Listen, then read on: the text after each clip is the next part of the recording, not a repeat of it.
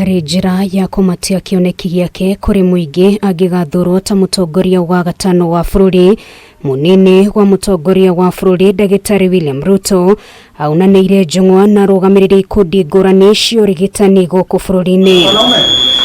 Kĩaria hĩndĩ ya gĩikaro gĩkĩ, Ruto nianiriire nimakarĩra mĩtaratara ya kũigana kugacirithia ũheani wa motungata ma ũrigitani kũrĩ mũingĩ. There is a sector that suffers trickle down and needs a bottom up is the health sector. We must figure out how we are going to start at the bottom. Kũringana na Ruto, muoroto mũnene nĩ gũgatigĩrĩra thirikari ya Kenya Kwanza ni yakinyiria mũingĩ motungata ma ũrigitani na njĩra hũthũ nĩguo kweheria thoni iria ikoraga andũ aingĩ thutha wa kũremwo nĩ kwamũkĩra motungata maya. Today, almost 60% of patients, instead of going to a dispensary or a health center or a level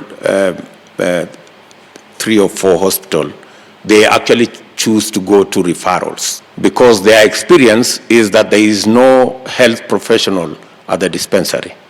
And if there is one by chance, there are no drugs. Ciĩgiĩ rũhonge rwa ndawa rwa KEMSA, Ruto nianiriire no mũhaka makamũrĩka werũ mirutire yaruo ya wira nĩguo kweheria ihinda rĩnene rĩrĩa kaunti nyingĩ cietagĩrĩra itanamũkĩra ndawa kuma kũrĩ rũhonge rũrũ. I don't know about the wisdom of having a monopoly called KEMSA.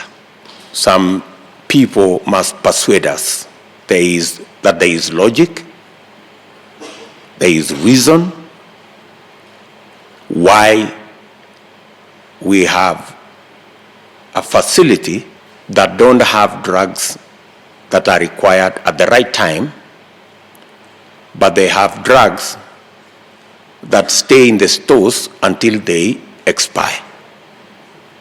We just simply must sort it out. Atongoria ngwatanĩro gĩa Kenya Kwanza mabatie kũrugũria manifesto yao mũthĩ wena kiumia gĩkĩ iria igakuua mamwe ma mawoni marĩa makoretwo makĩũngania ciikaro-inĩ itiganĩte na mũingĩ ũndũ ũmwe na atongoria kuma honge-ini itiganĩte.